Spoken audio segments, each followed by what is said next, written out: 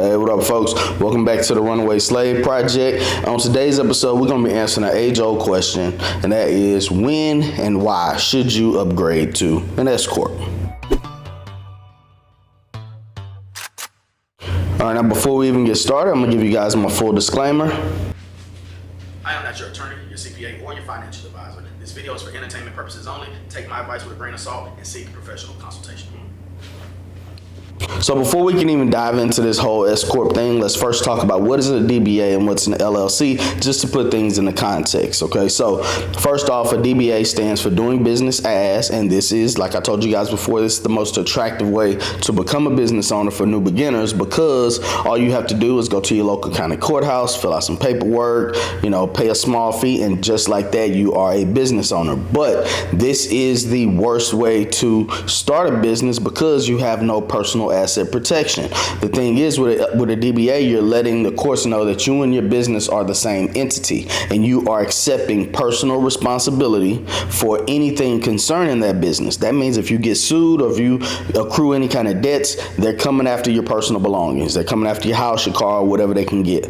Now, how do you separate yourself between those two? Is by forming an LLC, which stands for Limited Liability Company. In this case, you're letting the states and the courts know that you are separate from your business, okay? Now, I've done a deep dive into both of these before, so if you want to see a comparison video between those, go check out the video above or in the link below.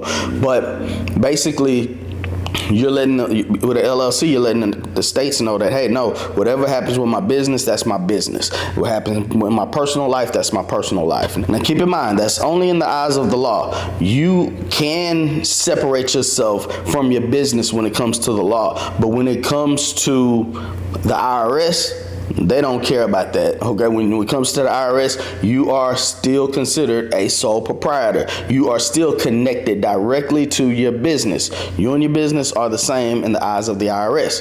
Now, that is the reason why people upgrade to an S Corp. Very simple. It's because with an S Corp, your business is not required to pay federal income taxes, but you as a shareholder or you as an employee of your business are required to pay taxes on your salary. So with an S Corp, what you're going to do is you're going to basically pay yourself what the IRS considers a reasonable salary, and that is what you'll be taxed on. But the rest of the money that you have left over in your business, that money will be paid back out to you as a distribution, and that money is non-taxable. So what's the major benefit of upgrading your business from an LLC to an S Corp?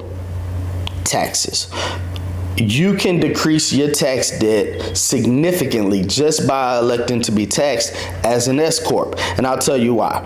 So with an LLC, you are taxed on 100% of the profits or the net earnings that comes into your business, okay? And that number is basically everything you have left after you've paid your expenses, after you paid your overhead, but before you pay taxes. So let's just pretend that with your single member LLC, your business made $100,000 for the year. You're going to be taxed 15.3% for self-employment taxes, and then you're going to be taxed your federal income taxes, which it just depends on which tax bracket you're in. But in this case, I think we're looking at about 18% for the marginal tax rate. So you're going to be paying like $33,000 in taxes on that $100,000. And depending on where you live, you may even have to pay state and local taxes. We're not touching on that right now. So let's just say on that $100,000 in your single member LLC, you're going to be paying almost $33,000 to $35,000 in taxes. That is a lot of money. That's not even 70% of your income. So now, if you ask me, that's just too much money to be paying. But keep in mind, if you haven't seen my video on top 10 tax deductions, you can still decrease this number even more by applying those tax deductions, the home office tax deduction, the mileage, the trips, the meals, things like that. Go check that video out if you haven't already. Now, as an S Corp, keep in mind, with an S Corp, you actually have to pay yourself a reasonable salary. And you're only obligated to pay taxes on that reasonable salary. So let's just pretend, same scenario. Your business profits $100,000, but let's just say a reasonable salary for your particular business, and it's a lot of variables that go into what is considered a reasonable salary. We'll talk about that later, but with the reason, let's say you take a reasonable salary of $50,000. Okay, now the other $50,000, we're gonna put that to the side for now. But the $50,000 salary that you've paid yourself, you're gonna pay the same 15.3% for self-employment taxes, and then you're gonna pay your federal income taxes. Now, since you're in a lower tax bracket, from you're only paying yourself $50,000, so you're in a lower tax bracket. So I think your marginal tax rate may be something like 16%. So you're only going to be basically paying 15.3% for the self-employment taxes, 16% for federal income taxes, and you're only going to pay probably about $15,000 to $16,000 in taxes on that $50,000. Much less than you were paying with an LLC, right? Almost half. Now, you're probably asking, well, what happens to that other $50,000 that we got sitting over here in the corner? That money is not taxable, okay? That's non-taxable income. So that money is actually going to be paid back out to you and the other shareholders of the business as a distribution or more like a dividend, right?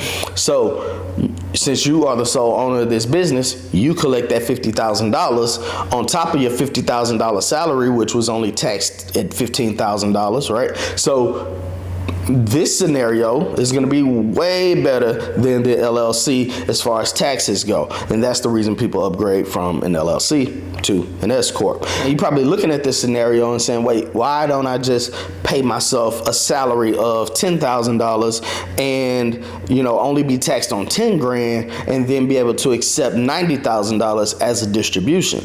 Well, the IRS has already thought about that, of course. So, and like I told you guys before, it's three things I don't play with. That's back taxes, back child support, and rats.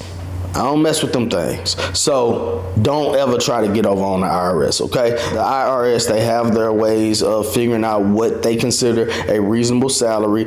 They've already thought about it. They look at the demographic, they look at the location, the experience, the type of business you have, and that's how they say, okay, well, this is a reasonable salary for your business, and it has to meet those requirements. If you try to pay yourself less, you're gonna get flagged. So just don't ever play with the IRS, all right? Now, the next question I always get is exactly when should you upgrade from an LLC to an S Corp? And that answer is very simple. It just has to make sense.